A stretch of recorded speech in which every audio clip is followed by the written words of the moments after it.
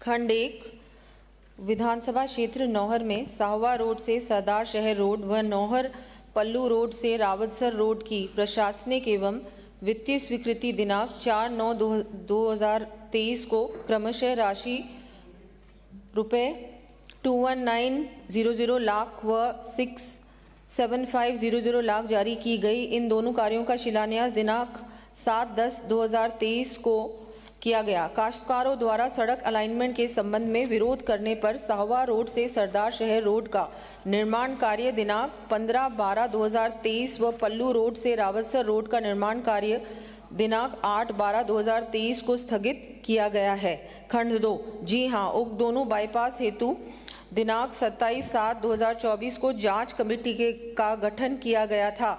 Committee के सदस्य मुख्य अभियंता, अधीक्षक अभियंता बीकानेर एवं अधीक्षक अभियंता NH बीकानेर थे। कमेटी के गठन के आदेश परिशिष्ट 1 पर संलग्न है। कमेटी द्वारा दिनांक 31/7/2024 को जांच की गई। जांच रिपोर्ट की प्रति परिशिष्ट 2 पर संलग्न है।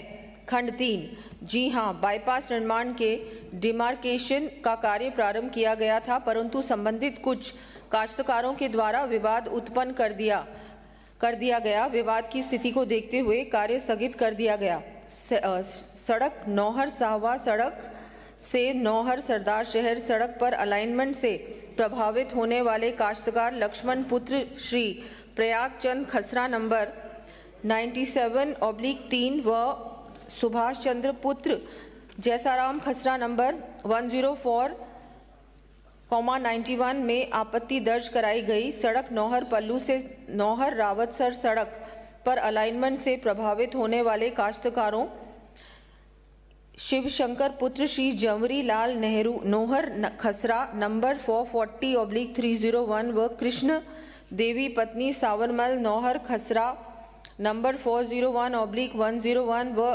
400/101 में आपत्ति दर्ज कराई गई।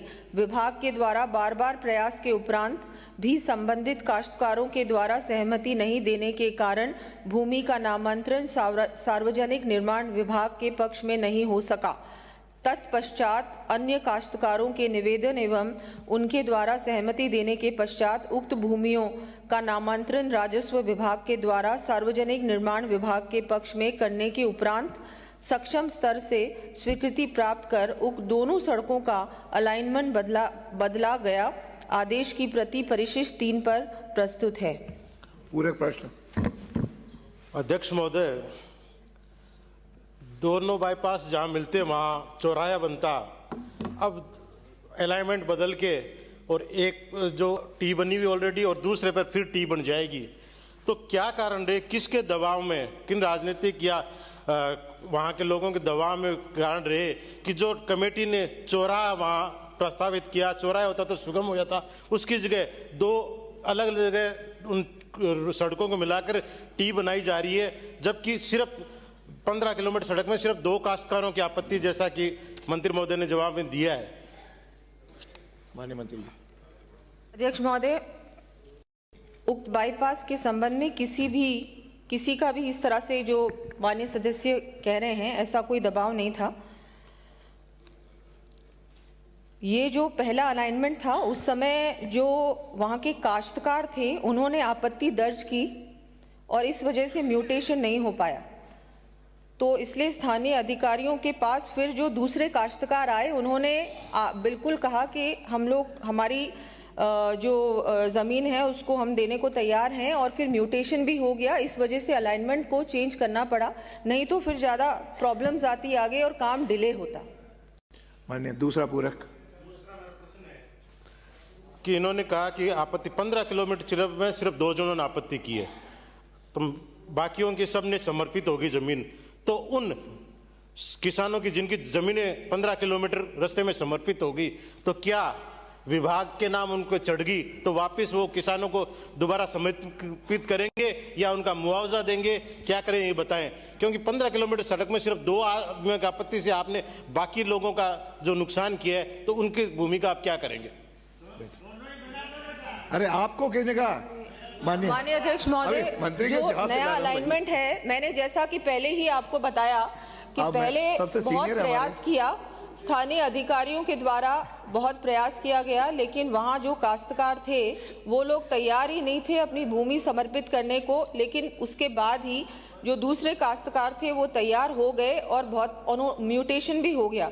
उसके बाद तो ये काम शुरू होना ही था ना। अभी पूरी तरह से काम भी शुरू हो चुका है उसमें आधे में, और आधे में अभी काम शुरू होने वाला है। अगला प्रश्न है। नहीं, मेरा प्रश्न का जवाब ही नहीं आप दिया। दोनों आ गए। जिन किसानों की जमीन ले ली उनका क्या करेंगे? ठीक, सिर्फ दो किसानों ने आपत्ति दे दी, जमीन नहीं देंगे।